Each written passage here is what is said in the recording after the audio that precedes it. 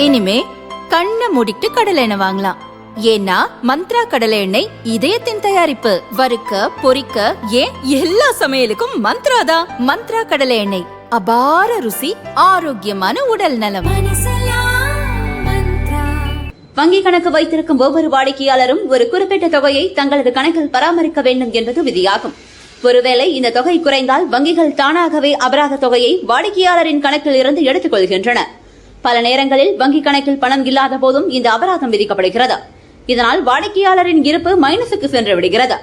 சமீபத்திய தரவுகளின்படி கடந்த 2022, 23 முதல் 2024, 25 வரையிலான காலகட்டத்தில் இந்திய வங்கிகளில் கணக்கு வைத்துள்ள வாடிக்கையாளர்களிடமிருந்து சுமார் 19,000 கோடி ரூபாயை இந்திய வங்கிகள் அபராதமாக வசூலித்துள்ளது. இந்த தொகையில் தனியார் வங்கிகளின் பங்களிப்பு மிக அதிகம். தனியார் வங்கிகள் மட்டும் சுமார் 11,000 கோடி ரூபாயை வாடிக்கையாளரிடம் இருந்து அபராதமாக வசூலித்துள்ளது. HDFC வங்கி டாப்பில் உள்ளது. குறைந்தபட்ச பேலன்ஸ் வைத்திருக்காத வாடிக்கையாளர்களிடம் HDFC வங்கி வசூலித்த அபராத தொகை 3,872 கோடி ரூபாய். ஆக்சிஸ் வங்கி 2,706 கோடி ரூபாயையும், பஞ்சாப் நேஷனல் வங்கி 1,570 கோடி ரூபாயையும் அபராதமாக வசூலித்துள்ளது. ஆனால் பொதுத்துறை வங்கிகள் இந்த அபராத முறையை கைவிட்டு வருகின்றன. நாட்டின் மிகப்பெரிய வங்கியான ஸ்டேட் பேங்க் ஆஃப் இந்தியாவும் 2020ஆம் ஆண்டிலிருந்து அபராதம் வசூலிப்பதை முற்றிலும் நிறுத்திவிட்டது. இதனை பின்பற்றி இந்தியன் வங்கி, கனரா வங்கி, இந்தியன் யூனியன் வங்கி, பஞ்சாப் நேஷனல் வங்கி, பரோடா வங்கி, பேங்க் ஆஃப் இந்தியா உள்ளிட்ட 9 பொதுத்துறை வங்கிகள் கடந்த ஆண்டு முதல் அபராதம் வசூலிப்பதில்லை. இது தொடர்பாக பார்லிமெண்டில் மத்திய நிதியமைச்சர் நிர்மலா சீதாராமன் எழுத்துப்பூர்வமாக பதிலளித்துள்ளார்.